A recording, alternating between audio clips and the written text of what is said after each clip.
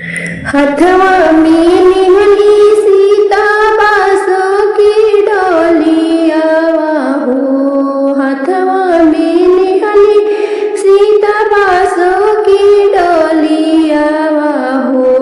फूल तोड़े जाली फूला वाराए लाला। फूल तोड़े जाली फूला वाराए लाला। फूलवा तोड़ियो सीता हरावा बनवली हो।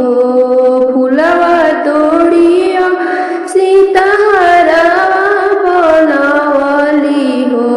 शिवजी से करेली राजाए लाला।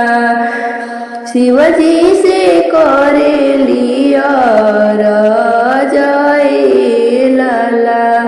घुमरी घुमरी सीता शिव के मनावेली। हरवादी हली पही राई लाला। हरवादी हली पही राई लाला। हरवा पहिरी शिवजी मने मुसुकइले हो।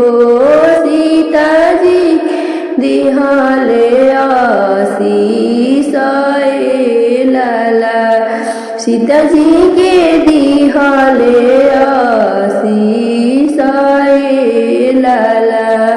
इतना वचन जब सुनेली सीताजी हाथ जोड़ी होई गईली खाड़ाए लाला। हाथ जोड़ी होई गईली खाड़ाए लाला। पहिला मंगन सीता नैहर में मांगेली। पिता मांगेली राजा जनक लाला। पिता मांगेली राजा जनक लाला।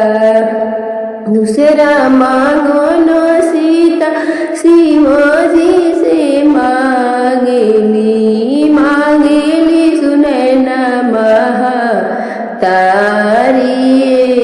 लाला। मांगेली सुनैना महातारी लाला। तीसरा मांगन सीता ससुर में मांगेली। मांगेली अवध ससुरालय लाला। मांगेली अवध ससुरालय लाला। राजा दशरथ जैसन ससुर मांगेली। मांगेली कौशल्या जैसन सास लाला। मांगेली कौशल्या जैसन सास लाला। भरत लखन जैसन देवर मांगेली। स्वामी मांगेली श्री राम लाला। स्वामी मांगेली श्री राम लाला।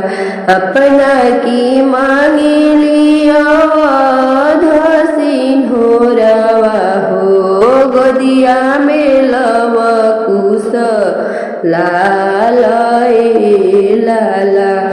गोदिया में लव कुश